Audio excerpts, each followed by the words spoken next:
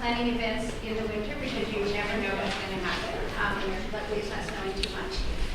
Most of you know me, but if you don't, I'm Janine Remillard. I'm a faculty member at GSE and the director of teacher education and of the Collaboratory for Teacher Education here at Penn GSE. I want to do two things. First, I want to sort of welcome you and just give you an overview of that. This is the first of 4 workshops in our workshop series on, just go forward here, our workshop series on practice-based teacher education. In this first workshop, Dean Pam Grossman is going to give us a nice foundation for the ideas underlying and guiding practice-based teacher education. And then the other 3 workshops all focus on different elements of practice-based teacher education. So the second one that I will be doing with my colleague Caroline Evie focuses on designing activities and opportunities in methods courses to engage learners in practice-based teacher education. And then we'll see Pam and Sarah Kavanaugh in the third one, and they'll focus on using video as a vehicle to support and expand novice teacher learning and all teacher learning, maybe not just novice teachers. And then the last session, Sarah and Abby Reisman will think more broadly, help us think about using different kinds of field experiences to expand people's conception of practice. And we'll do a little bit of breaking down practices and we really are designing particularly the 3 sessions, not this one, as workshops. And so we want people to come thinking about things that they want to work on around teacher education work. And you'll have an opportunity to sort of try things out and come away with some progress towards the kind of practices that you want to develop in teacher education. So my job so the second thing I want to do is introduce Dean Pam Grossman, and for many of us, she doesn't need an introduction, but it's always good to do that. And I tried to make it brief, so I'm not listing all of the accolades. That would take a long time, but let me just say that Pam Grossman is the Dean of the Graduate School of Education here at Penn GSE, and the George and Diane Wise Professor of Education at the University of Pennsylvania. She came to GSE in January of 2015 after holding distinguished faculty positions at both Stanford and the University of Washington first and then Stanford. Pam has been a leader in research in teacher education throughout her career, and her research has guided a great deal of the agenda of teacher education for many years. I was first introduced to Pam's research and Pam herself. She may not remember this. In the 1990s, when I was a graduate student at Michigan State University, and she visited and gave a talk. She was an assistant professor at the time. Since that time, I've had the pleasure of following Pam's career and the many, many contributions she's made to our understanding of teacher preparation and its impacts. Currently, the field of teacher education is fraught with battles over the what, how, where, and even the whether novices should be supported to learn. And many of these debates quickly cross into kind of ideological territory. And what's critically important and refreshing about Pam's work is that it's informed by research finding and rises above the lines that are often drawn in the sand. Her commitment to practice-based teacher education, which is our topic today, is an example of this. It grew out of her research that she undertook in the late 2000s. It's something that really she came to through looking through the research findings that were emerging in her work. So we've asked Dean Grossman to launch our workshop series on practice-based teacher education by introducing us to the empirical and theoretical foundation of this approach. And we're very fortunate that she said yes. So I'm going to give the floor to Pam. And actually, do you want to lead the introduction? Yeah. let me do that. Well, we can start by having everybody introduce themselves. Thank you. And Janine, I do remember Michigan State. You don't remember me, probably. I remember it was very cold and icy too. So, first, thank you, Julie, for the introduction and also for inviting me to do this because, you know, I go all over the country and film sometimes talking about this work on practice-based teacher education, so it's always nice to do it at home. I, as Janine said, have been working on teacher education for a very long time. My topic of my dissertation was on the making of a teacher, teachers learning to teach. And I've been a practicing teacher educator as well for most of my life, teaching both generic methods courses and also English methods courses. And I still enjoy, and I work also with practicing teachers as well. So before we get started, now that you know a little bit about me, I'd like to know a little bit about you. So we're a small enough group, so I'm hoping that we can just go around. I know many of you, but not all of you. And just say your name and what you do and why you're here. So I'll have Janine model very quickly. I'm Janine Remillard. I'm a faculty member here at Penn GSE, and I'm here because I'm very interested in the topic of practice-based teacher education. And I'm very interested in providing opportunities for others interested in becoming teacher educators or working in teacher education to learn more about it. My name is Davina Smith, and I'm a postdoc in the Collaboratory, and I am here being part because of my work in the Collaboratory, but also because I've been teaching in the UTEC program. So I think of this as a way to kind of improve my classes. My name is Pam Grossman. I direct the Urban Teaching Apprenticeship Program, UTEP.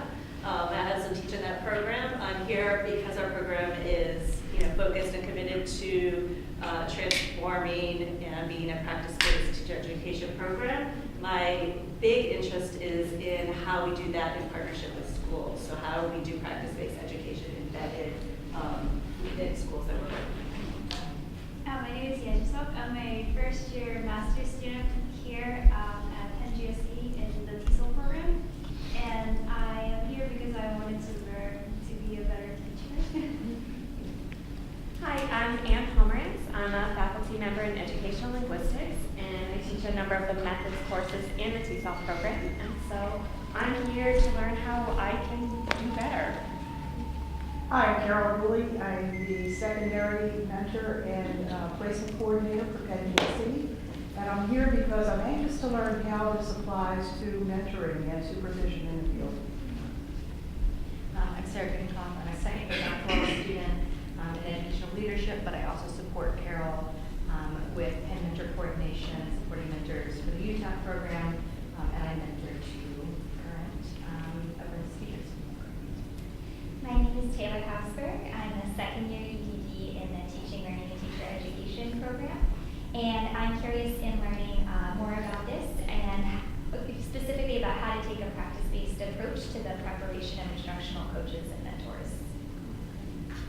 I'm Lindsay Goldsmith-Markey. I'm a third-year doctoral student in teaching, learning, and teacher education. And I am a novice teacher educator, so I'm interested in learning this for my own practice. My name is Dan Miller-Duda. I'm a third-year doctoral student, and I'm also a staff member over in the School of Engineering, and I have run teacher education programs, or professional development programs, and I'm very interested in how practice-based teacher education is used in STEM programs. Hi, I'm Gayatri, and I'm also a second-year doctoral student at the Teaching, Learning, and Teacher Education program. And we mostly work in the learning science domain because I am advised by Yasmin Kafai, right? But then we also have opportunities to work with teachers and help them understand how to get computer science into their classrooms. And I think I was in Andy's class earlier and we discussed some of these, and I understand how it could be really beneficial for the work that I'm looking forward to doing. I'm John Baker. I am a former, Janine was my advisor. I finished my PhD in the teaching, learning, and curriculum program that no longer exists. At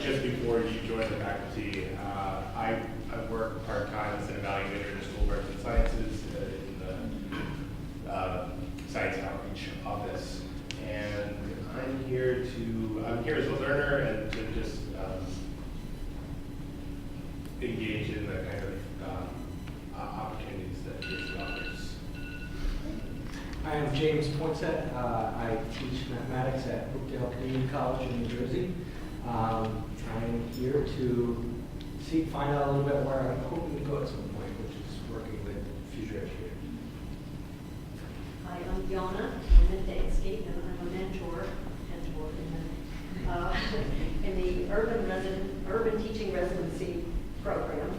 And I'm a former teacher, administrator, and professional developer, and I'm here to enhance my mentoring practice. My name is Lori Knoll. I'm the Associate Director of the Urban Teaching Residency. And our program is an executive style program, so our teachers are teachers of record in their classrooms while they're learning how to be teachers. And we're here to learn how we can apply practice-based teacher education to our students. Hello, I'm Alicia Gale. I'm Director of the Urban Teaching Residency Program, and I think Lori said it. And my name is Yvonne Brown, and I'm also with the Urban Teaching Residency Program. I'm the mentor coordinator, and I'm here to see how the practice-based teaching program works with our mentors. Hello everyone, my name is Sarah. I'm a second-year master's student in Penn GSE, and my program is Learning Science and Technology. I'm here because I used to be a teacher and a mentor in a public school back in China, so I want to learn more about teacher education. Hi, my name is Kelsey Grogan. I'm a doctoral student, second year in reading, writing, and literacy. So a lot of the work I did before here was working with English teachers. So I am interested in kind of melding reading, writing, and literacy with also how to better support novice teachers in the classroom. Hi everyone, my name is Hillary Weisel. I'm a part-time EDD student in the higher education division, and I work full-time at the law school. I would like to develop a training for law students who work in Philly high schools who teach law students about mock trial and the legal education system. And I don't know a lot about teacher education, so hoping to meet some of you and learn more about this. Hi, I'm Liz Gobalt, first-year doctoral student in teaching, learning, and teacher education, and just really interested in practice-based teacher education and want to learn more about it. My name is Carolyn Burkhart. I'm a second-year master's student in the Intercultural Communication program at GSE. I took Dr. Raisman's class last semester on research on teacher ed, and kind of got the ball rolling with that. Hi, I'm Thomasina White. I am the foreign language methods instructor in the UTR program. And I'm also a mentor. I'm also a former Philadelphia public school teacher for 40 years. And my concern is I am here to learn the best approaches possible to give our teachers strength, confidence, effectiveness, so that they can truly enjoy teaching the children, particularly for me in the inner city. Hi, I'm Lucy. I'm a second-year master's student from TESOL program, and I'm here because I want to improve myself as a novice English teacher, and also want to get connected with other people who are working as an educator or learning to be an educator. And my previous major is educational technology, and now my major is TESOL. I want to explore how can I combine these two majors and combine what I learned in school and to be a better educator. Hello everyone, my name is Yang Yu, also a second-year student from TESOL program, and I am a novice teacher, and I love teaching. I want to be a better one, so I'm here to get some fresh insights, like how to do self-training. Hi, my name is Lucia. I'm also a second-year master's student in TESOL program. And why I'm here, because I'm interested in teachers' long-term professional development, like mentoring. And that will be something I want to focus on if I graduate and become a teacher and want to share some insights with other teachers. And another reason why I'm here is because it's my last semester at Penn, and I want to get all the opportunities to learn more about this education field. Hi, my name is Shaw. Charlton. I'm also a second-year graduate student at Penn GSE TESOL program. So I'm learning how to be a good teacher here. So I'm trying to look at it from a different perspective.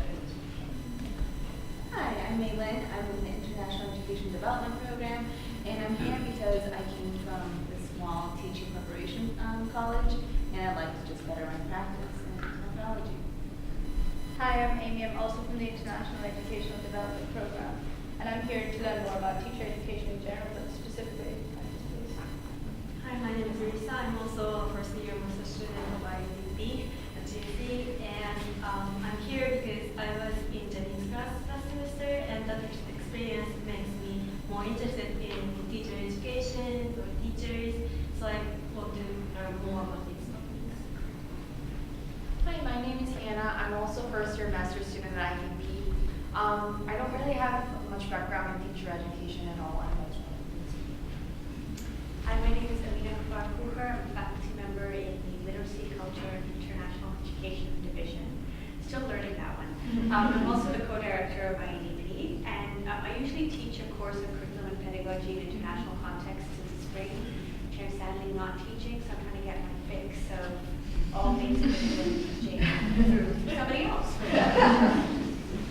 Hi, my name is Jenny Lundstedt, and I work with the Urban Teaching Apprenticeship Program, UTAP, and I am currently, I guess I'm a novice teacher educator. I'm teaching here for the first time, but I've been in schools as a teacher and principal for the last 15 years. And so I'm interested in what schools already do to train and develop their teachers, and what universities can do might align through practice-based teacher education.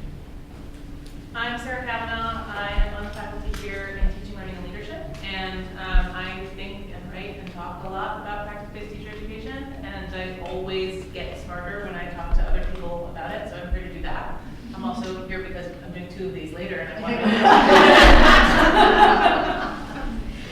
to Thank you. This is amazing diversity of expertise and backgrounds and interests, and so it's great. It's great to have people from so many different programs across the school. And part of what I'm doing today is providing a framework and a foundation for many of the workshops that are coming up. I'll actually refer to the topics of the upcoming and just give you a little teaser about some of that. But I think it's great that so many people have come to learn about practice-based teacher education. I realize we have the full continuum of people who, as Sarah said, write about this and are, have been doing a lot of work in it, to people for whom this is relatively new. So this is designed as a general talk, but there are opportunities for you to talk together. And one of the reasons I wanted you to know who's in the room is because I'm going to ask you to find people to talk with. Sometimes people have similar contexts, sometimes people have different contexts. And we've got all of that in the room, so that's good news. So I want to start by grounding this in the goals of professional education and where we think specifically about what we do in teacher education. Sometimes people forget that teacher education is just one instance of other forms of professional education. And much of the work that I'm presenting today actually came out of a cross-professional study of professions that prepare people for relational practices. So I'm particularly interested in practices that depend on the relationship between the teacher and student, or therapist and client. That all of those things, again, have some similar resemblance. But all professional education programs try to recruit the most talented people they can into the profession, and it's important to know that we're competing with each other often to allure people into that particular profession. And then particularly once they're there, to help prepare them with the knowledge, expertise, judgment, skill, ethical orientation to enact the professional practice responsibly. So again, part of what we're going to be talking today sits within that bucket of the responsibility of professional education. But professional education also has to certify that novices are in fact prepared to practice. There's lots of ways of doing that.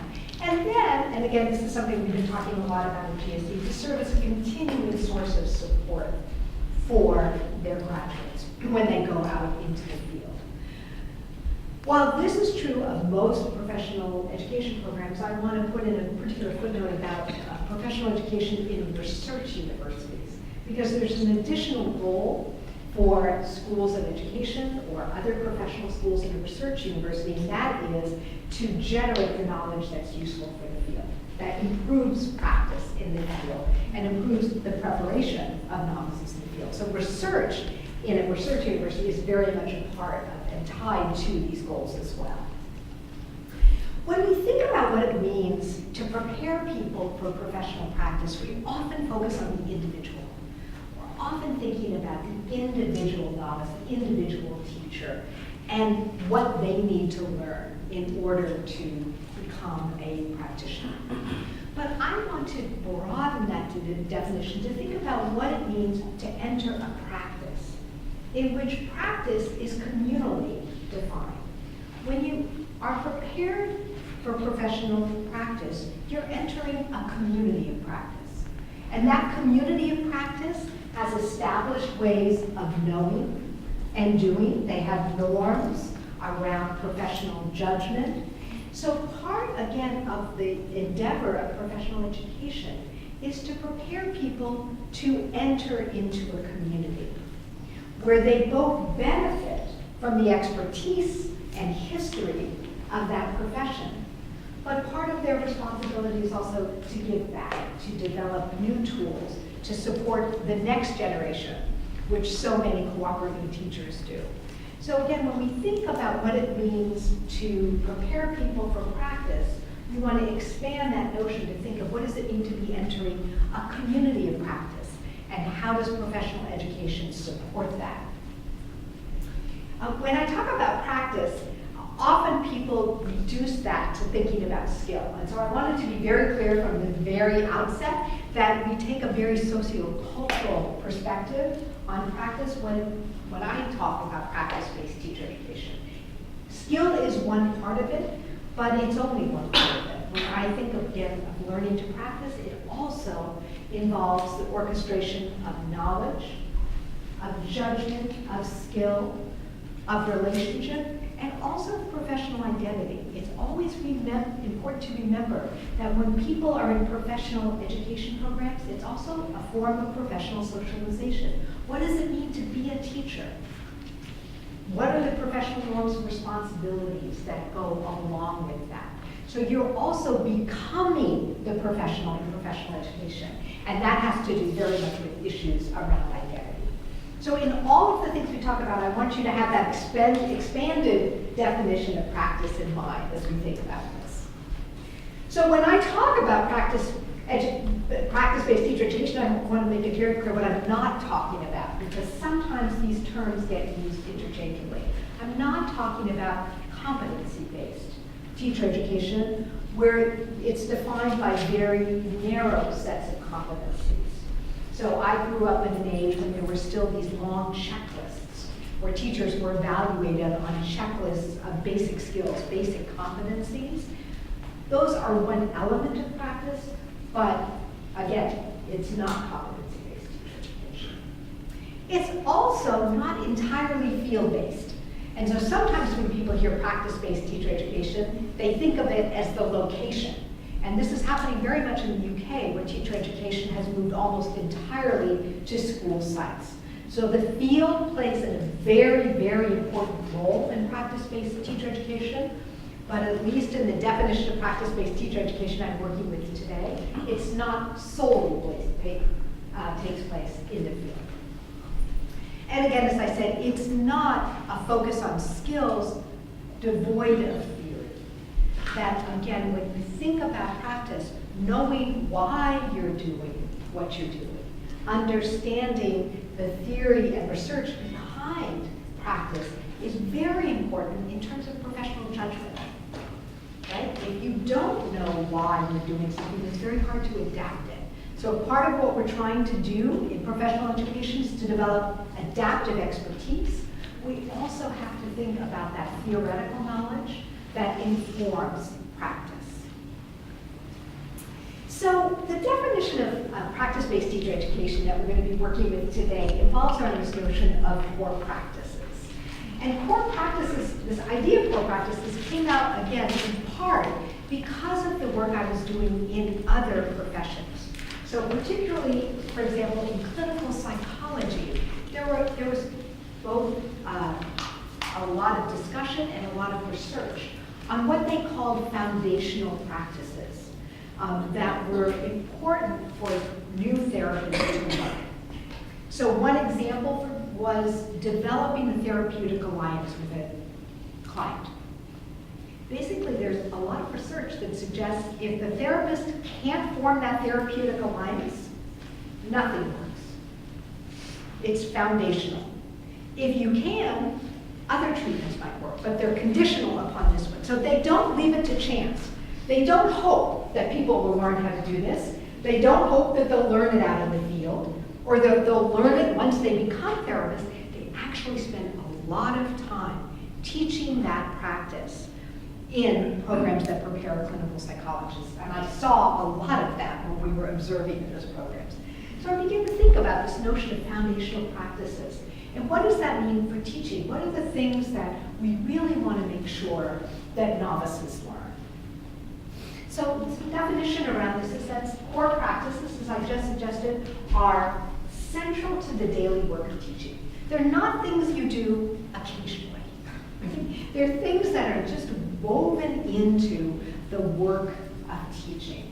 So again, you would do them frequently. They're things that appear frequently. They're also central to supporting student learning. The reason we teach is so people learn, right? So the relationship between teacher and learning is we also want to know how do these practices support student learning. As I mentioned in the clinical psychology example, they're foundational also in the sense that they're the foundation of more complex practices. So for example, once you can elicit student thinking, you can begin to have a discussion, right? You can build more complex practice on that. But there's certain practices that are, again, foundational to that work. And finally, and this is something I'm still thinking about, this notion of core practices that underlie different curriculum, but they're useful in part because they're transferable. So when you think of the practice of modeling one's thinking, of modeling processes of reading or writing, that's something you could do in a lot of curricular models. It's not tied to a single one. So let's look at some examples of core practices in teaching. I've already mentioned eliciting student thinking as one of those. Facilitating productive classroom discourse. I mean, again, this is something teachers do every day as a matter of course. Ensuring equitable participation in classroom discussion. Another one that, again, it's not enough just to encourage classroom discussion in which a few people participate, but again, how you think about it. Identifying and leveraging students' cultural and knowledge and practice for learning. This is at the root of culturally responsive pedagogy. How do you find out about it? How do you then use it in the context of teaching? Teaching clear routines for managing transitions. I always think about that when I'm in a faculty meeting and I have a small group and I'm trying to call everybody back to a large group, and I think, gee, I still haven't gotten this right yet. You know, you lose a lot of classroom time because people don't know how to do this. And communicating with parents. So not all of these core practices happen inside a classroom. Some of them are key again to the broader work of teaching. Planning a unit, planning a lesson, all of these things again are things that don't happen in the classroom but are central to the work of teaching. So what I just shared are practices that travel across disciplines, but there are also subject-specific core practices, things that are central to the work of teaching English or history or language. So here are some examples in a couple of subject matters in math, launching a math problem to provoke mathematical thinking. I would never do that as an English teacher, but I bet Janine spends a lot of time thinking about what math problem she's going to use and how she's going to launch it. History, we're going to look at an example of history later, selecting and adapting primary source documents. Again, so it's foundational for history classrooms. English, I mentioned modeling metacognitive strategies, something I spend a lot of time teaching prospective English teachers, and science, identifying testable question. You could probably think of a lot of others. So there are both a set of more general core practices and then more specific core practices. Most recently here at Penn GSE, we've been talking about core practices for project-based learning. And we worked with a set of experienced practitioners and people who have done a lot of work around PBL to think through what are the set of practices you need in order to be successful at supporting project-based learning that probably go beyond the things that we would have identified in those earlier lists. And that team, which includes Sarah Kavanaugh, Chris Bubik-Dean, and Zachary Herman, has this whole set of practices that are related, again, to these 4 major domains and goals. So we can begin to think about this. This is the first extension into a particular approach to teaching. What are the things, again, that are critical to supporting project-based learning? As I mentioned, this isn't a new idea in professional education, and other professions have already done actually a lot of work in identifying core practices. So the nursing has developed the nursing intervention classification, which identifies, again, practices for nurses. And you see very technical things like electrolyte management and airway management. I certainly hope every nurse knows about airway management here in the hospital. But it also has invoking humor. And I love that because it reminds us of the relational nature of the practice, right? It's important to keep the airway open, but it's important also to make patients feel comfortable, and you might invoke humor to do that. In clinical psychology, you see the first one, which I've already talked about, but expressing empathy, and then another one I saw a lot of attention to in clinical psychology programs was responding to resistance. And this was fascinating to me as somebody who's been a teacher educator and didn't spend a minute focusing on this particular practice because first they normalized it. And they said, everyone who comes to you saying they want to change and paying good money to change, at a certain point is going to say, forget it, I don't want to change, I'm done, and will resist. And so what you have to do as a therapist is learn a variety of ways to approach that resistance. And they actually taught a whole set of strategies for rolling with resistance. I had teenagers at the time, so I was writing every single one of them. Very excited to learn this. But as I thought about it, I thought, what's more predictable in the classroom than resistance? And how can we normalize that? We all at various points, sometimes it's quiet resistance, you put your head down, or you refuse to write the paragraph, sometimes it's more active. But again, normalizing that and helping novices learn a range of techniques for dealing with that. That was really interesting for me to watch. So now I want you, we've done the first part about the introduction of core practices. I want you to think first individually about what you think are the most important practices for beginning teachers in your field. So we've got people in language teaching, we've got people in science, we've got a really nice range here. So spend a minute thinking about what you think is the most important practice for beginning teachers in your field. And then turn to the person either next to you or behind you and come up with a list of 2 or 3 practices that you think are important for beginning teachers. Okay, I'll give people about 5 minutes.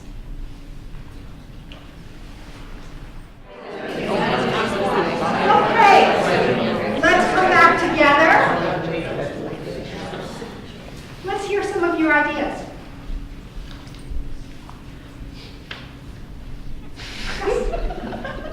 So our TESOL group, 2 co-practice. So first one is be attentive to your students. So we mentioned about first is we need to know the needs of our students.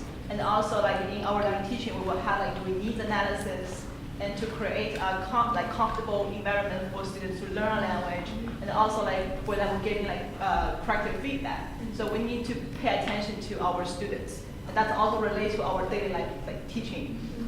So yeah. Great. So you had a couple of practices in there that I heard. One to assess the current language proficiency of your students, where they are and what their needs might be. Another had to do with creating an environment that was comfortable for learning.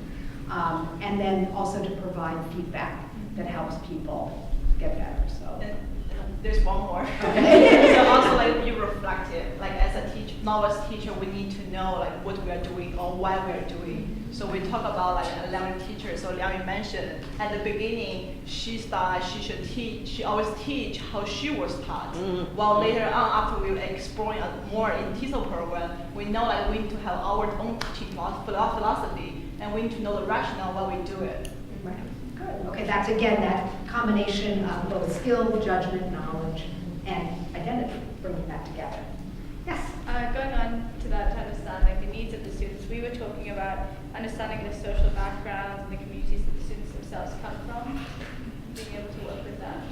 Good. So knowing something about the students, being able to understand their social backgrounds, their family backgrounds, and again, how that might, you can build on that in the classroom. Others? Yes? Taylor and I were talking, she had offered a great question, which was about like the grain size of what a core practice is. Yeah. And so, because the first thing I wrote down as a math educator was facilitate discussion. And then the question was, is facilitating the discussion the core practice, or then is like eliciting student thinking, representing that thinking, making ideas accessible to others, scaffolding the discourse, like all those things that you need to do to facilitate the discussion, like which ones are the core practices? And there isn't full agreement on that, and you'll see both. So we're going to come back to that very question. So that's great. Yeah. We talked about computer science, and this is mostly guys. I'm going to say yours, but managing. So computer science is a very open-ended problem solving. So there's a lot of different paths to a solution married. So managing multiple trajectories at one time, students coming up with all different solutions. How do you actually handle that in the classroom? And another thing I was just thinking was how to dialogue with students about abstraction. Computer science is all about abstraction. So how do you actually engage with students in that abstraction, which is a problem language? Okay, and how to represent abstract ideas maybe in a variety of ways. Right. Okay, great. I think that idea of being able to follow students' trajectory in multiple ideas is something that is common across many parts of teaching. Develop what I often call developing intellectual empathy. The ability to think with somebody else, to see someone else's thinking, even if it's very different from your own. Which gets to, again, mathematical knowledge for teaching, where you're able to understand why students got incorrect answers, right? To get inside their thinking and how they got there. Okay. So yeah, I think these are all, and we're going to come back to this issue of grain size. But first we'll talk about where do core practices come from, because that's often a question I get. So where do these come from, these list of core practices? And I think they come from a variety of ways. One, they come from the wisdom of practice and the wisdom of practitioners. So many of the lists of core practices have come from either studies of expert practitioners, where people have studied what people who are really strong do and try to parse that in some ways. That's where we got culturally relevant pedagogy and Gloria Bulling's work. Some of it also comes from things like Delphi studies, where you survey experts, both expert teachers and researchers, about things they see as foundational and begin to work with that list. And there have been Delphi studies in both history and science that identified a set of core practices. And then that's how we got to the PBL ones. We surveyed a broad group of both experienced teachers, teacher educators, and people who had actually studied project-based learning to come up with that set of practices. Another comes from research on teaching. So there's been a lot of research on teaching that's tried to look at a lot of the work in math. Actually, in the mathematical practices comes from research on math teaching, where we've identified certain practices that seem to have a lot of leverage in supporting student learning. Sometimes those actually look at the relationship between practice and student achievement or student learning in a variety of ways. And you see this both in ELA and in science and math.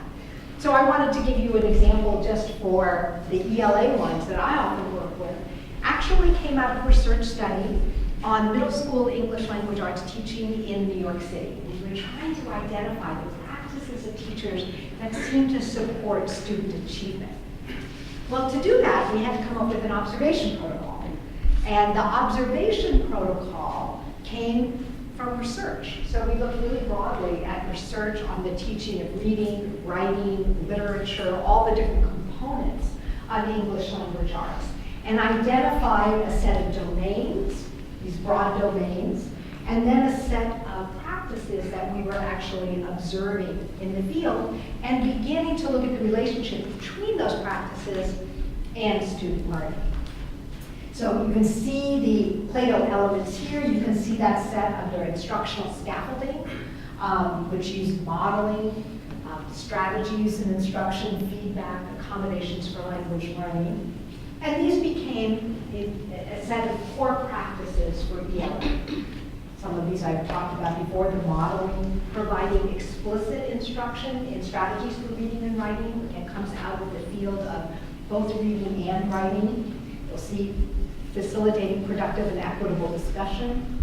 And one that's very specific to ELA is how do you ground instruction and opportunity to both read and produce text, right? The text-based instruction, we call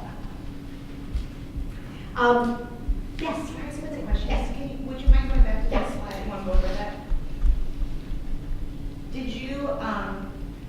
you draw the things in the blue boxes from research and then go look for what it looked like in the other boxes, or did you find the things in the gray boxes first and then group them? That's actually a really good question. We started with the things in the blue boxes, and then we grouped them by what we thought conceptually were practices that belong together, that were supporting a particular goal. But actually, in all of our research studies, when we did factor analyses, these same factors come out. So this is really nice when a conceptual model and an empirical model collide, and that's what we have there. So those clusters have held up in all of our studies. So I just wanted to talk for 2 minutes about then how these core practices informed my own teaching in my methods class as a little precursor for what Janine and Caroline are going to be doing next week about methods. So I was doing all of this research at the same time I was teaching English methods in the Stanford Teacher Education Program. And if you had asked me, I would have said I was teaching all of these things all along. I knew the research on teaching ELA, and I thought I was very much teaching those things. But as I began to do the research, both on Plato and then also on this cross-professional research, I began to realize maybe I wasn't actually really teaching them. I thought I was teaching them. I was certainly mentioning them. I was certainly giving readings about them, but I'm not sure I was actually teaching them. So one of the things that we did was to change our syllabus to make the practices we were going to be working on in that quarter very visible.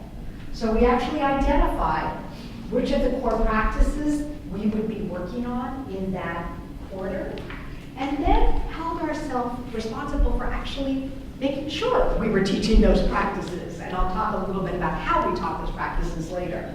But it meant actually reorganizing my class and realizing, where do I actually teach people how to model? We talk about it, but where have I actually given people opportunities to try that out or see what good modeling looks like?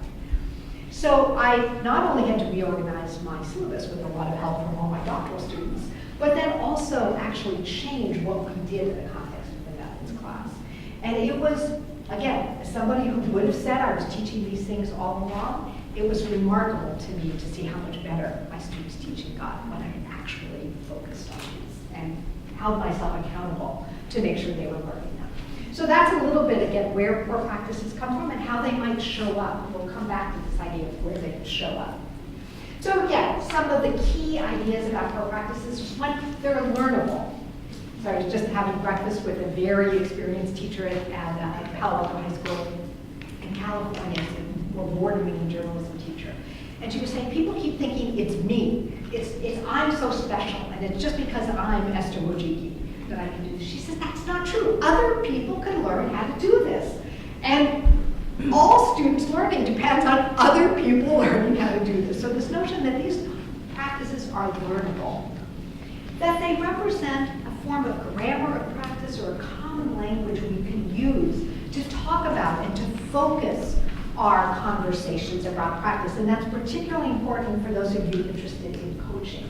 We'll come back to that idea. And again, ensuring that all teachers are prepared to practice when they enter into the classroom is an issue of equity. It's making sure that students get teachers who know what they're doing when they walk into the classroom and are able to support student learning. And then, and this is the professional development piece, while we're mostly talking about pre-service teacher education today, I've actually used the same approach in professional development. One of the most poignant stories I had from the professional development we did around Plato is we were teaching about strategy instruction was one of the practices we were teaching. And we were talking about what it takes to write a persuasive argument and what are the strategies you might use and how to teach those strategies. And one of the teachers, who was a very experienced teacher, came up to me at the end of this after we watched lots of videos and we'd seen how this might work, and said, you know, I didn't think you could teach this. So I just sort of hoped that kids would get it. And now I see how I was letting kids down, because we actually can teach these things. So again, the sense that people are going to continue to develop their craft, even once they're out of the field. So I wanted to, before we move into how we teach core practices, I want to spend a little time about some of the challenges that are facing the work on core practice. One of them has to do with just clarifying definitions of practice and parsing practice. Back to Lindsay's question, how do you parse it in ways that seem both defensible and pedagogically useful? Those are both important. Defensible, pedagogically useful. How do you ensure that the practices stay bundled with the goals for teaching so that you don't lose that why you're doing something when you're actually enacting it? And then where do core practices fit as we design teacher education? So look at each of these. So we have kind of a Goldilocks problem in the work on core practice, which is finding just the right grain size. So if you look at the classroom observation protocols that are used a lot, the Charlotte Danielson's one, the grain size is pretty big, right? So creating a classroom, positive classroom environment, that is a large grain size. And it's hard to kind of know, you can't teach that exactly, right? But that is composed of a lot of practices that support that goal. That's the goal, and then what are the practices that help you do that? At the same time, we've got practices that might be too small. So some of Lamotte's techniques, which I would argue are techniques and not core practices, and that often gets confused. The notion of right is right. It's a very, very small piece of practice, a technique that isn't quite the right grain size. Another problem is the issue of subject specificity. And again, this is important in the design of teacher education. Do you want to identify practices that you can teach that travel across the curriculum? For example, in an elementary teacher education program where you keep reinforcing those practices? Or do you want to really dive into subject-specific practices that will support the teaching of math, science, whatever those are? Again, I think those are challenges that we're confronting in the field. And again, ensuring that practices support equity in learning opportunities, making sure that, again, part of the goal of this is to help create equitable learning opportunities for students. How can we ensure that the practices we focus on contribute to that goal? Another issue that's come up recently around the issues of core practice is the issue of context specificity. Are the practices teachers use independent of context, or are they specific to particular kinds of context? So there's been some work on context-specific teacher education that has argued that you want to have practices that are specific, for example, to teaching in urban settings. What would those practices be that teachers in rural settings might not do? Or practices that are specific to particular students. So I mentioned before culturally relevant, culturally responsive pedagogy is one form of that. Linguistically sustaining pedagogy is another. If you're teaching in a bilingual classroom and you want people to be able to sustain their language, are there particular practices you might use in that setting? And I think we're still in early stages of figuring that out. The second challenge I mentioned is making sure we tether the practices to those goals so that we're not just enacting the practice for the sake of the practice, but because we want certain learning to occur. Because we have goals for our students and for our classrooms that those practices enable us to get. So one of the things we did in the core practices for PBL was to locate the practices with a set of goals, so they were always connected, so we didn't lose sight of that. And then the third is, where do these fit within the design of teacher education? And there are many ways in which these have been tried out. The University of Michigan has developed modules that are around particular core practices. So they have a whole module on communicating with parents that they have as part of their teacher ed program. And they organize these modules, again, around the core practice. A different idea is what I showed you in mine, which is to embed core practices in particular courses and ensuring that, again, they're visible, we can make them seen, but they're embedded in those courses. Okay. So, again, before we move on to the next part of the talk, which is going to be about the teaching of practice, I thought this is a good time for you to talk with somebody you don't know. This might require some movement across the room, because people are clustered, or people who are in a different program, about which of these challenges seems most salient to address in your own context. Okay, Lindsay already asked this question about the productive classroom discussion. And then what are other challenges that you might identify from your work or understanding of work practice? Okay, so I'll give you about 5 minutes again. So find somebody you don't know, introduce yourselves, and then talk about some of these challenges.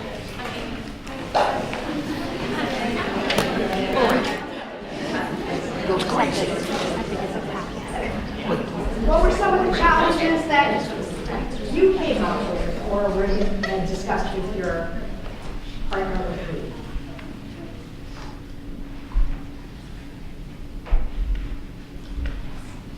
So Elizabeth and I were actually, we didn't really know each other, but it turns out we both taught either high school social studies or high school ELA. So fairly similar, but we discussed like when you have the core practices of like having an equitable classroom or thinking about culturally relevant pedagogy, like where and when does that come up when you're working with teachers, when you're looking at reading and producing texts, right, as a core practice? Like, are you challenging your teachers to think about whose voices they're including in those texts? You know, like how to kind of not have the equitable practice as like seen as something separate, but also embedded in tied into it. the things Great. Yeah, that's very important. One more?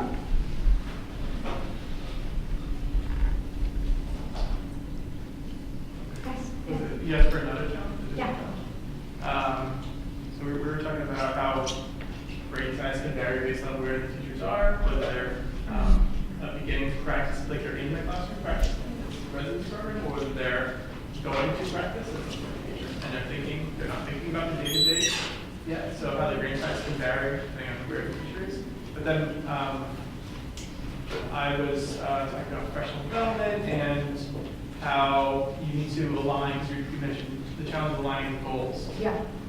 And with a practicing teacher in professional development, they're looking at what you're doing with them, how does it align with what they have done in the classroom already, and what their goals are as a teacher, which, you know, as an example, working with Philadelphia school district teacher, a lot of those goals have to do with tests. So how does, what you're presenting them, how does that align with, you know, their testing goals? Right. Right, and then my colleagues Fred Janssen and Hannah Westbrook from the Netherlands have actually looked a lot at that and how you help teachers move towards making their practice more in alignment with goals and how they can serve some of the goals that might be external to the district as well as their own. That's in science. mindset. So the first thing that Dan said, I wonder if you could talk a little bit more about, is there some research on like the more expert you become, the grain size changes? I'm not there hasn't been research. So remember, this is still relatively new, and I think that's an interesting idea. I wonder if it is really the grain size of the core practice or the level at which you are working. So when we think of core practices, there are moves, strategies, techniques that lie under that core practice. And sometimes it may be where you're working in a finer grain size within that core practice. I think the core practice has changed. I think part of the notion of core practice is that it would be, again, foundational in a variety of settings. I'm wondering more of things that get kind of routinized. Yeah. You know, that you no longer, doesn't take so much space in your brain in terms of managing a class or whatever, and so you're kind of able to focus more on other core practices. We're going to get to that point in the next part of the talk. That's a really important point. Part of the idea of developing some fluency around these foundational practices is they release cognitive load. You're not thinking about all of those things so much anymore because they become more fluid and part of your practice. And so then you might be working on other elements or more sophisticated forms of classroom practice once you've gotten there. So it might be, again, sort of the more basic to more sophisticated of these. So connecting that back to Dan's first comment, so if you're working with, instead of pre-service teachers, in-service teachers that have experience, they also have released that load and have routinized methods, right, and practices, and I don't know if this is partially what you're saying. What does that mean for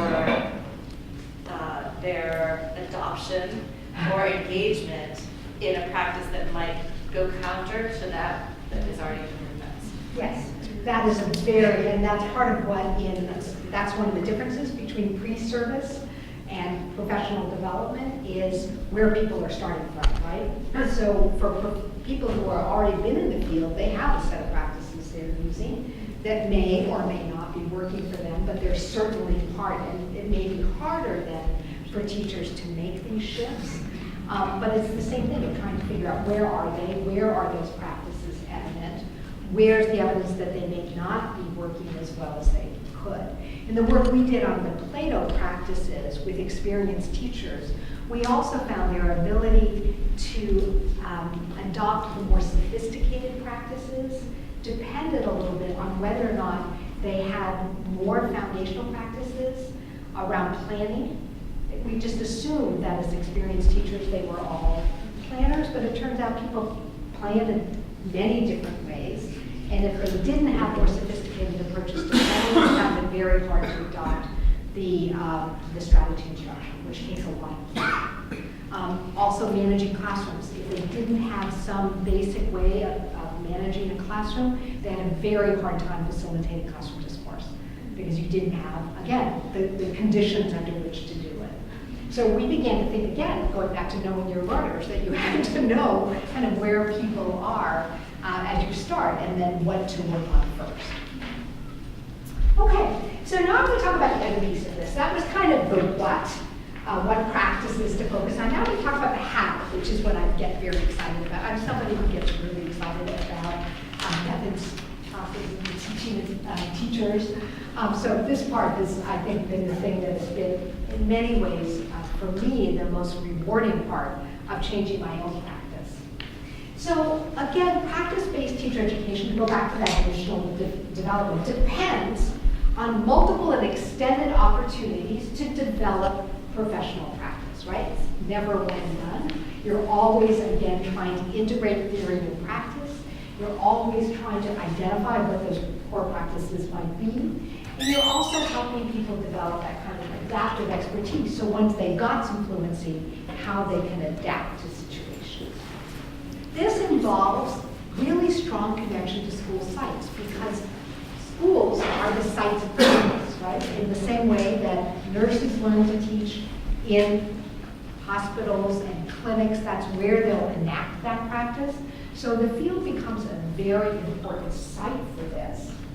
And teachers become partners in this form of practice-based teacher education. So again, part of the value of those core practices when I was teaching at Stanford is the cooperating teachers and I would all talk about these core practices and what they were and to what extent they believed they were important, how they saw them supporting that practice in the field. So it creates, again, that common language that crosses the field of the university. But I'm particularly interested in as well is what can we do at the university to support practice-based teacher education? And developed this framework around the teaching of practice that talks about, again, some of the core components of what it means to teach practice, particularly in the context of the university. One is the notion of representations of practice, creating opportunities for people to be able to see the practice enacted at fairly high level. You can't see it, probably not going to be able to do it, right? It's the importance of having those representations. The decomposition of practice, which is the unpacking of complex practice, so you see all of the parts of it and you understand how to put that back together. I'm going to go through each of these in turn. So approximations of practice, which is creating practice opportunities. Opportunities for people to actually enact the role of teacher and try out these practices in a variety of ways. And get feedback while they're doing it, the importance of feedback to all of this. And finally, recomposition, which is putting it all back together, right? We divide it up for pedagogical purposes, but ultimately, as teachers, people have to put it all back together. So how do we help them do that? So let me start with the representations of practice. Again, there are multiple representations of professional practice in any form of professional education, right? The field is one of them. We put people in the field to watch teachers and teaching them. So they're seeing lots of examples of practice.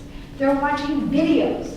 So we're going to be talking later about the use of video. Video is an incredibly important component of using representations of practice because you can be deliberate. You're not sure what they're going to see in the field. You can choose the video, right? Model lessons. Lee Shulman once said there was no signature pedagogy in teacher education. He was talking about the signature pedagogy in every other field. There was no signature pedagogy in teacher. I said, that's ridiculous. In the teaching of methods, the model lesson is one of those signature pedagogies that many methods teachers use. Again, to provide another example, particularly a practice that people might not be seeing in the field, right? So when we think about representations of practice, which are everywhere in our professional education programs, you have to ask yourself certain questions. What do these representations make visible? What can you see in them? What stays invisible? Every representation is partial. There's no such thing as a complete representation. That's part of the definition. So always thinking about what's visible, what's less visible. One of the things that we've known for a long time is when we send people into the field to observe teaching, they can't observe the teacher's thinking. They can't observe the teacher's planning. They can't observe the teacher's reflection. There's so many aspects of that that are invisible to people who are watching.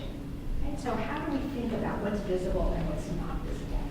And then how do instructors use these representations in professional education to make certain things explicit, to highlight forms of professional practice or the components of practice or when something needs to be tweaked?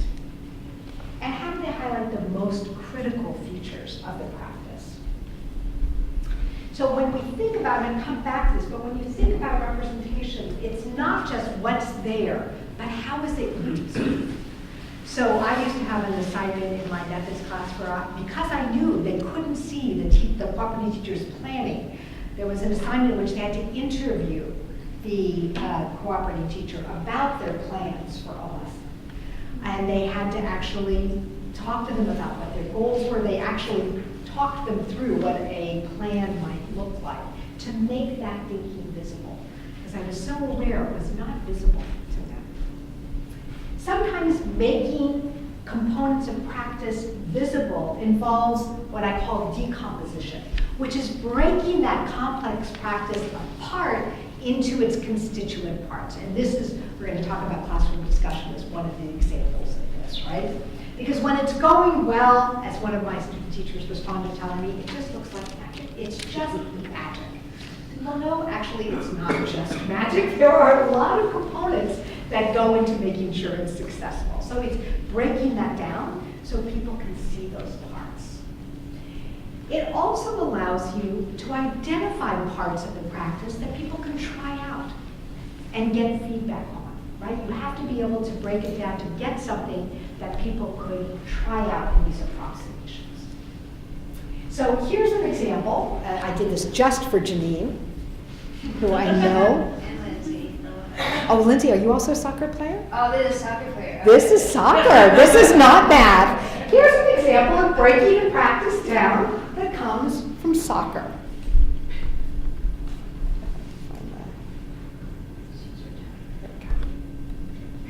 Hi, I'm Christy Rampone, captain of the U.S. Women's National Soccer Team, and today we're going to work on the instep pass. This is a great pass when you need distance and accuracy. You can approach the ball in a straight line or from an angle. You're looking for some power here, so make your last stride before you kick a long one. With your eyes focused on the ball, plant your non-kicking foot beside the ball about 6 inches away, making sure your toes are pointed towards your target. Keep your head down and your eyes on the ball as you start your downswing. You want to swing your leg from the hip, toes still pointed, and have your kick move horizontally across your body as you strike through the ball. You're connecting with the ball with this part of your instep. See how my knee on my kicking leg is over the ball when I connect? Then I'm bringing my kicking foot horizontally across my body to create backspin on the ball. This helps keep the ball flying straight and makes it easier for your teammates to handle the ball when it gets to them. For a medium or high pass, instead of bringing your foot horizontally across your body, your foot is going to follow through the kick and along the same plane as the flight of the ball. Practice low, medium, and high passes from both sides over and over again so you feel just as natural from each side. The more you practice, the more automatic it will be for you come game time, and the more fun you'll have. See you at the games. Okay, this is a pretty complete decomposition. What do you notice? What do you notice? It's repetitive. Like she shows you again and again and again. Okay, she keeps going back to it. Okay, showing you it. I know nothing about soccer, but I learned something about the instant kick because of that repetition. I guess she does it in different perspectives as well. So, well, the kick anyway. Okay. Yeah, so it's repeating it, but it's showing you, okay, now this is what my knee is doing, because this is what my...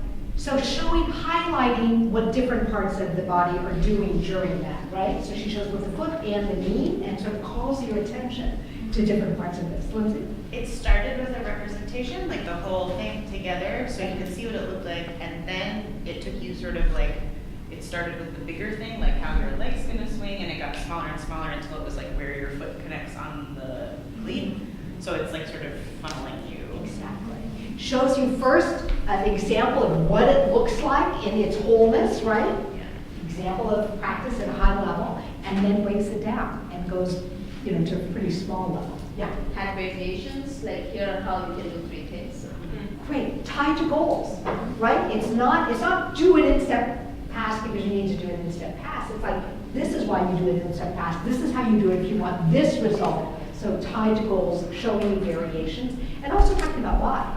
Right. Why do you want to use this? And then also she explained how, why you put you speak your foot horizontally, because it creates the kind of spin that will keep it going in one direction. So she was explaining why you do, not just why you do it as a pass, but why you do particular things, because, it sort of explains some physics about what happens with the ball.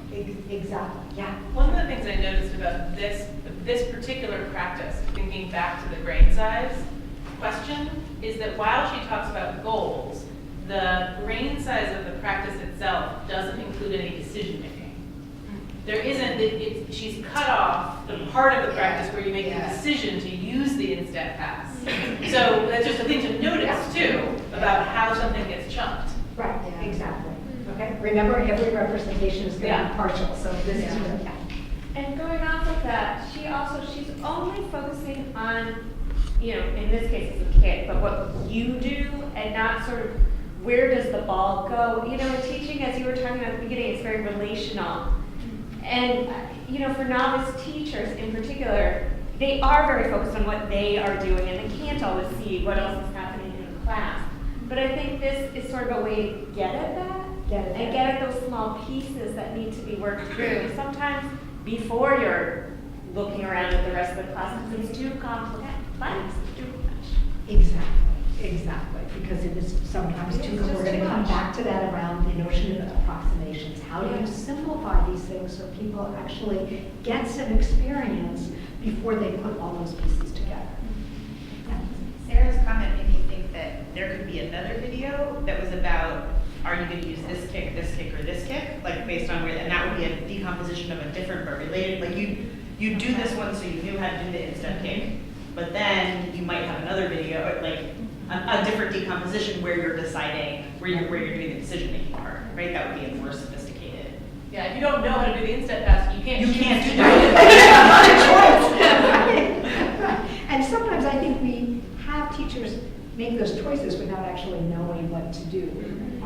So that's a nice example. Yes. One component of the presentation, Hi. she explained the reason, the physics of kicking in a specific way, because it's easier for her to make the handle.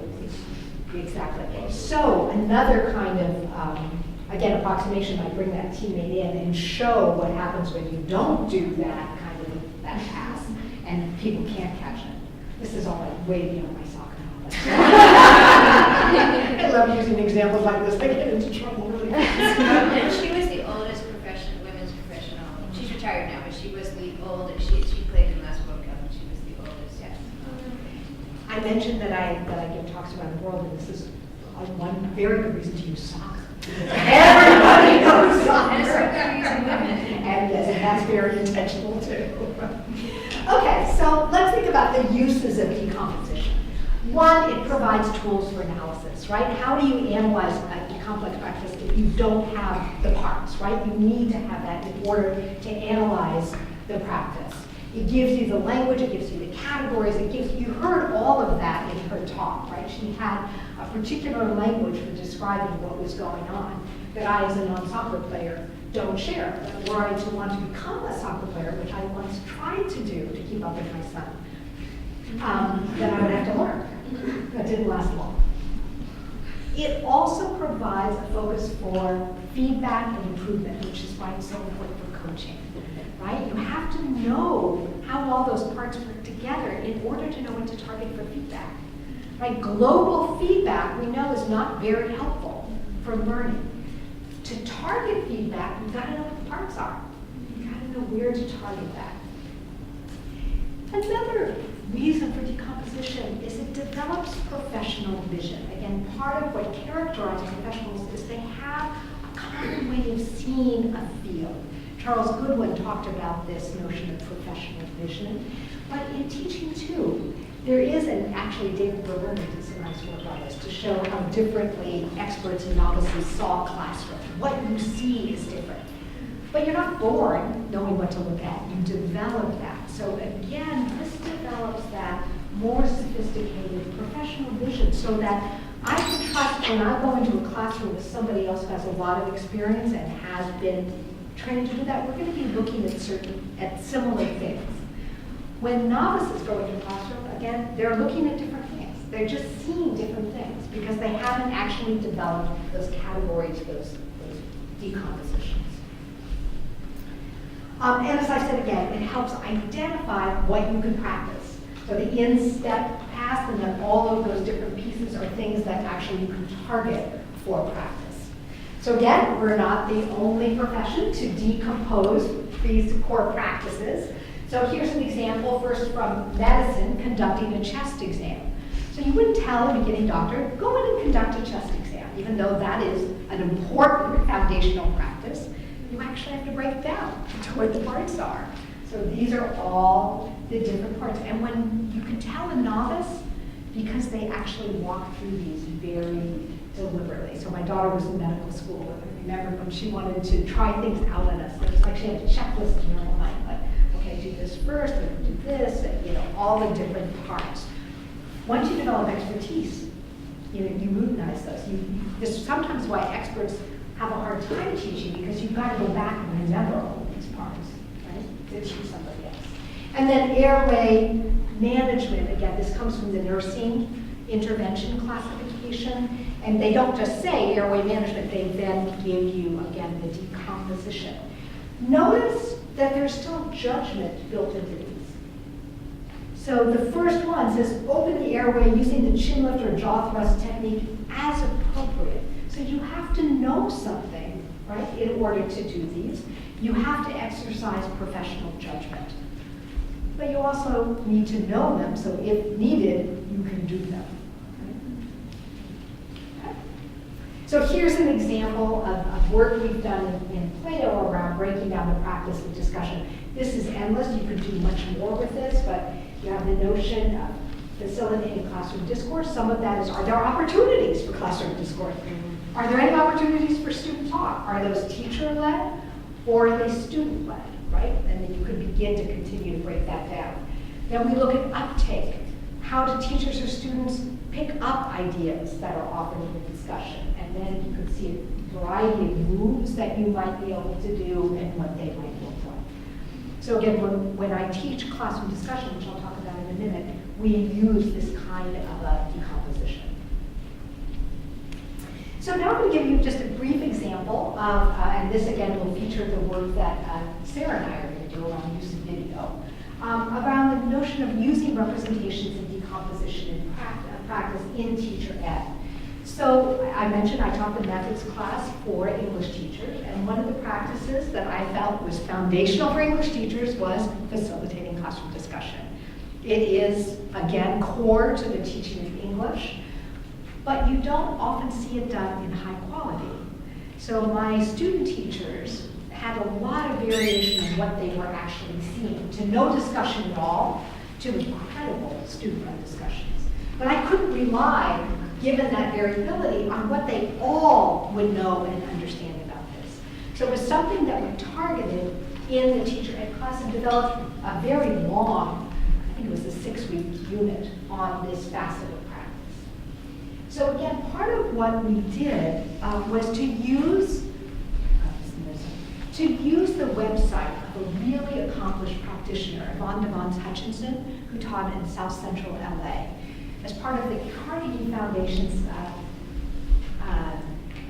Scholarship of Teaching and Learning, she represented her practice on a website. This included videos of a 2-hour-long discussion, of the materials she used in the discussion, the text she used, and it was an incredible example of student-centered, text-based discussion. Just what I wanted my students to learn. But when I first watched the video, I realized they wouldn't be able to see it. And in fact, that's the class in which they said, it's just magic. It's just Miss Hutchinson. She is just magic. It's because she's been teaching for 38 years. That had something to do with it. But again, they couldn't see the things I wanted them to see. So one of the things we did was we actually went back to Yvonne and said, Yvonne, can we take you at the beginning of the year? Because that discussion happened in April. So there was a lot of stuff she had done at the beginning of the year that was not visible. I knew had to have happened, but my students didn't know had to happen. So we went back and got more representations of what this looked like early on in the school year.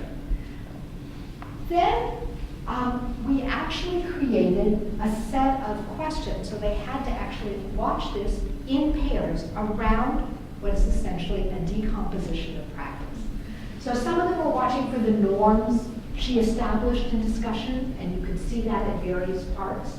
Some looked at how she monitored participation and got people to participate and had to pay attention to that. Others were focusing on content and what strategies she was using. So I actually had students, I did a decomposition and had them focus on particular components of this, that they were then responsible for teaching to the rest of the class. So again, you can see that when you have a representation, you've got to do something with it. even a great representation like Yvonne's wasn't immediately teachable until we did a fair bit of work to make those components of practice visible. We'll talk more about this, but this just gives you an example. Again, the representation is important, but you need the decomposition in order to make it maximally productive. It's also really important for coaches, as I said before, and this is a quote from Atul Gawande, who wrote a piece on coaching in the New Yorker, which if you haven't read is really good. He was talking about why surgeons need coaching to get better. It's actually in the context of medical education, but he actually looked at the work on teacher coaching, so he talks about teachers as well in this. And one thing he said is good coaches know how to break practice down. They know how to call your attention to parts of practice that, again, you may not be aware of, you may not see, and then help you get better at those. Okay, so again, that relies on knowing that decomposition. The final meaning of practice I'm going to talk about in this framework is practice for learning. So the other way in which we use practice is that you practice to get better, right? Christy Rampone talked about the very good practice, and pretty soon it becomes fluent and you can actually enjoy it. So again, the meaning of practice is that repetition of something so you get better, but also the idea of deliberate practice, that there are particular ways of practicing that help you develop expertise. This notion comes from Erickson's work on expertise. That deliberate practice often distinguishes experts from experienced lay people. So he looked at the work of chess, he looked at the work of musicians, he looked at a lot of different areas of expertise, and found, and this, I'll use my own example. In music, I played flute for many years, and I would practice, and when I got to a hard part, I would go right through it, and then I would practice the piece again. I'd get to the hard part, I'd just go right through it, and I never really got better, because I skipped over that hard part and muddled through, and kept on muddling through. Whereas he said experts focus on the hard parts. They isolate, they would not have played the whole piece through over and over again, which I did, hoping that somehow I did it better, and it would sound good. They would target those 4 or 5 bars that were really hard and work on those over and over. That deliberate practice in order to develop, again, that fluency to get better. So deliberate practice is part of what we don't necessarily provide student teachers. And this is why, again, I feel there's a place for both university and field and teacher education, because it's very hard in the context of teaching to stop and say, I'm going to do that again. I'm going to do that again 3 more times. Because that wasn't a very good introduction to the lesson. I can do better. So I'm going to do it again. You all just bear with me. It just doesn't happen. But to get better, it has to happen. So instead, we have people doing the analogy to what I was doing, going again and again, doing things, maybe not getting better at them. They're getting experience, but they're not developing expertise because they don't have those times to just work on certain aspects of practice. So this is where approximations of practice come into my framework. Approximations allow novices opportunity, actually not just novices, anybody who's learning the next level of practice, to try out some of these things in a safer and simplified setting. So going back to Anne's point, it simplifies the setting so you're not worried. Classrooms are incredibly complex, incredibly complex. And they're also hard places to fail. I taught high school for many years. You try something new and you fall in flat on your face, you don't really do it again too often, right? It's really hard. You've got a good relationship with your kids, you can make it through, but not something you want to seek out. So, and in order to learn, you've got to take risks. If you're learning something new, you're not going to be good at it the first time. So how do we create opportunities for people to try those out? To focus on, again, those areas for deliberate practice, and also providing opportunities for feedback. In all of our studies of clinical psychology, people would do a lot of role plays where they stopped and got feedback. Even when they were doing therapy behind a window and the supervisor was watching the person, they would person, give them feedback, and then have them go back in and continue the therapy session. We only saw that once in all of our studies at Teacher Ed, where a supervisor actually stood up and gave feedback in the midst of teaching. Most of the time, we save that feedback until after the lesson is done, where people may or may not remember exactly what happened or what you're talking about. So this ability to pause an approximation and give feedback in the moment, and then allow people to try it again, is a really important component of approximations of practice. So one of the professors in clinical psychology, we saw lots of these in clinical psychology. And we asked them why they use these things. Role plays, they use videotape role plays, they use the glass mirror, they use lots of different approximations. And they said, if you're learning to paddle, you wouldn't practice kayaking down the rapids, which is a little bit like teaching for the first time in a classroom, like kayaking down the rapids. You would paddle on a smooth. So these approximations, in a sense, provide that smooth way to practice your strokes. So again, what are some of the salient features of this? One is, what are we having people try out? What are we having in practice? What parts of practice? What parts of practice are we ignoring, right? So it's the visible, invisible. What are we targeting? So again, in our studies of cross-professional teaching practice, in clinical psychology, as I mentioned, we saw lots of approximations of interactive practice. They were in role plays where one person was the therapist and the other person was the client. So they were interactive, and they were contingent, because you didn't know what the client was going to say, right? And you couldn't respond until you heard what the client said. So they had lots of opportunities to practice contingent interactive practice. In Teacher Ed, what we mostly found is we had lots of opportunities for approximations of pre-active planning. And you know, I'm one of them. I had my students write so many lesson plans and unit plans, and they were all approximations of practice, right? But they all could have been done outside of a classroom, right? Or reflective practice. We saw lots of opportunities to reflect and to think about that, but fewer opportunities to try out what I would argue is the most complex part of this, which is contingent interactive practice. Approximations also vary in their degree of authenticity. They're not authentic. You know, that's inherent in the notion of approximation. They're not the real thing. I would argue even student teaching is an approximation, because there's another teacher in the room, right? You've got somebody else you can go to. That is not teaching.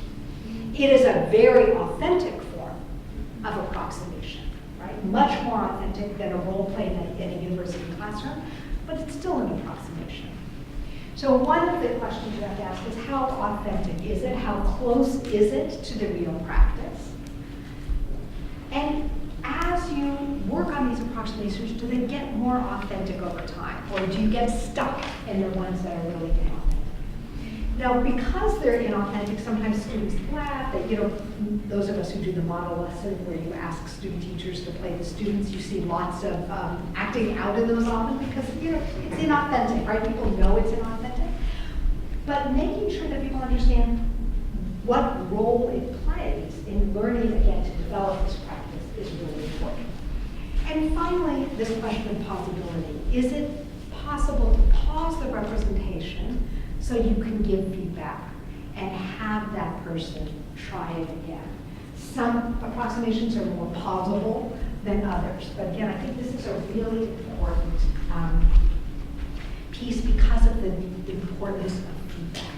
So we were doing rehearsals practice with experienced teachers in the Hollyhock program, which we were doing at Stanford, and it was around,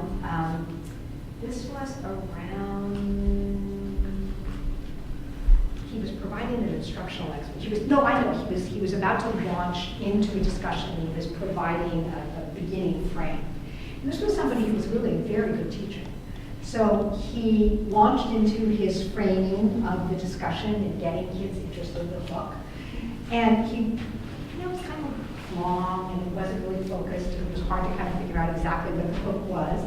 So we paused it, gave him immediate feedback, and said, it should be short, it should be clear what they, he had used an analogy that we all got confused by. So is that what he wanted to accomplish with that analogy?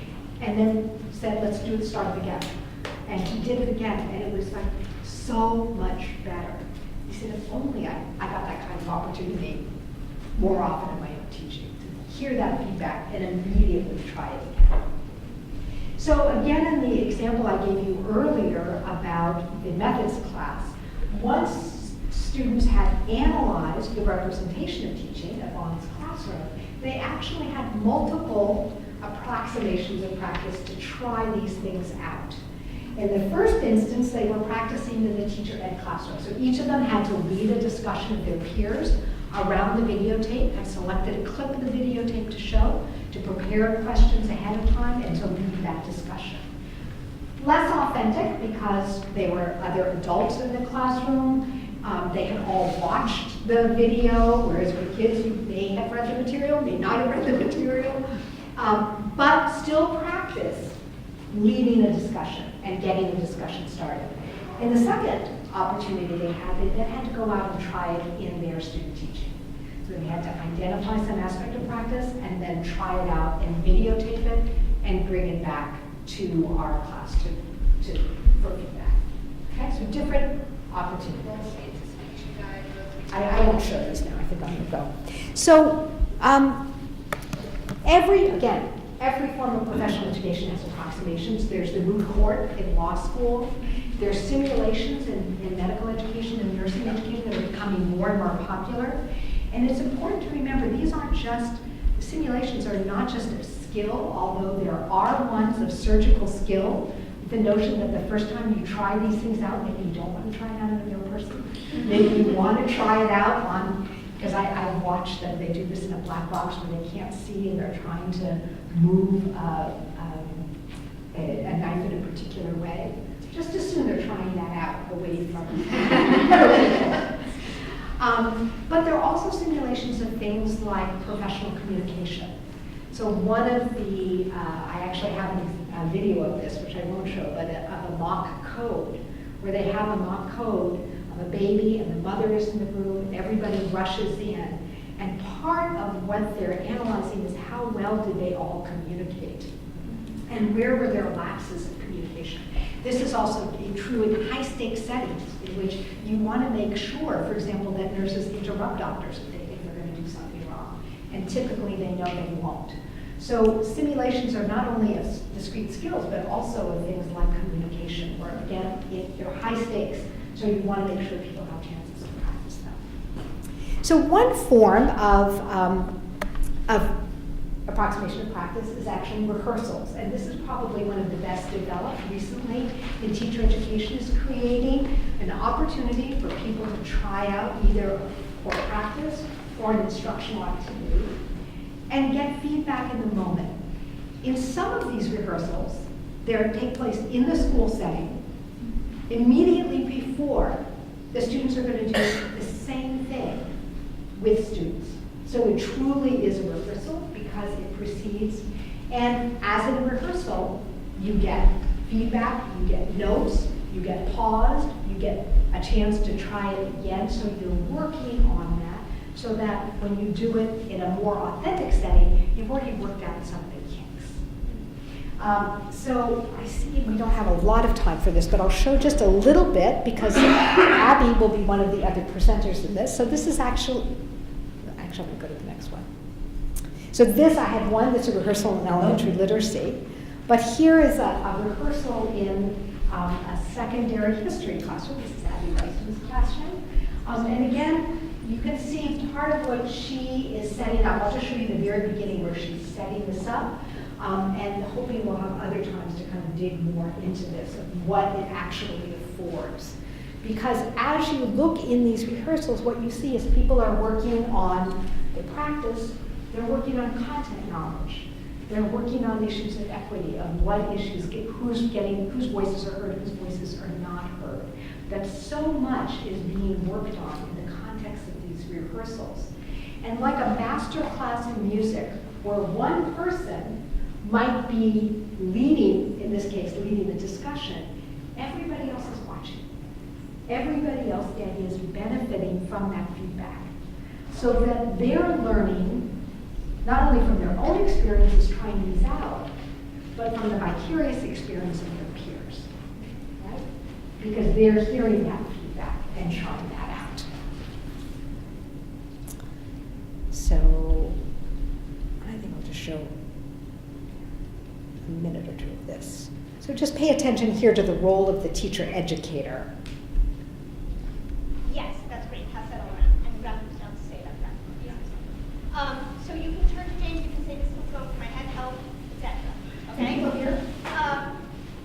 I also may pause Emily and ask her what she's thinking at a certain point. I may pause and ask somebody to jump in with a certain group. They try to get to a certain goal. She says, well, I'm trying to get, Melanie to respond to Jenny, but I don't know what to say. Sarah, can you do that? I might feed you a line. Okay? It's hard to hear, so I think I'm not going to go on with that. But essentially what she's doing is setting up the rules of the rehearsal, right? What might happen, why we're doing this, what different roles people will play. So again, importantly in rehearsals, the teacher educator can pause, but so can other students if they're confused or want to offer. So this is, as I said, there's a lot written about this, and there are many people who are trying out these forms of rehearsals.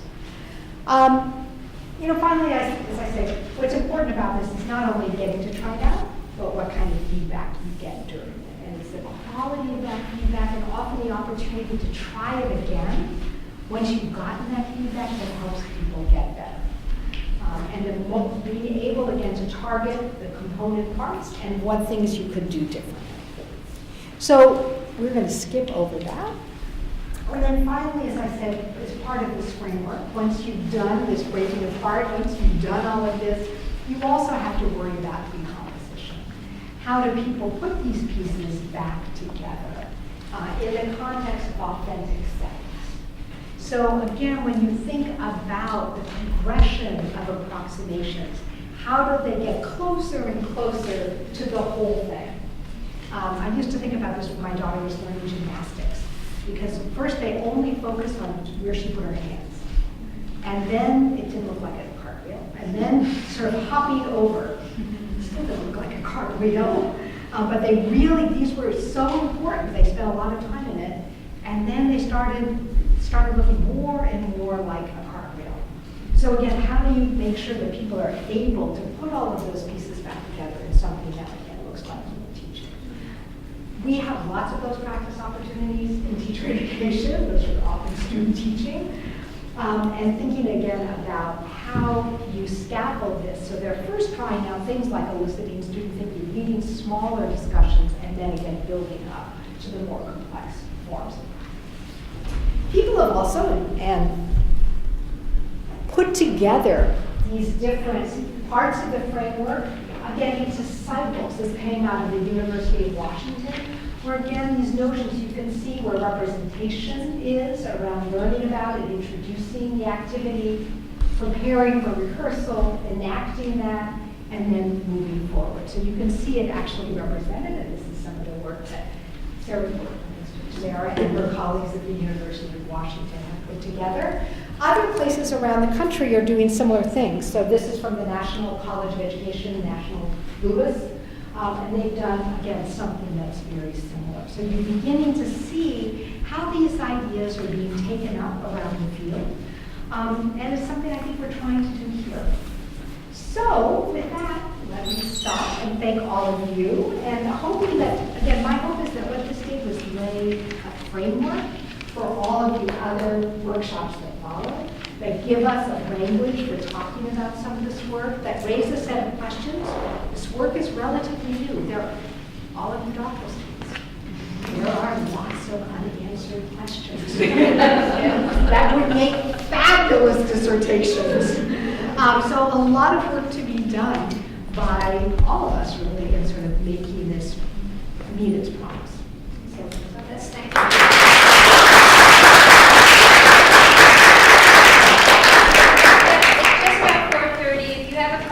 Why don't you come up and ask Pam?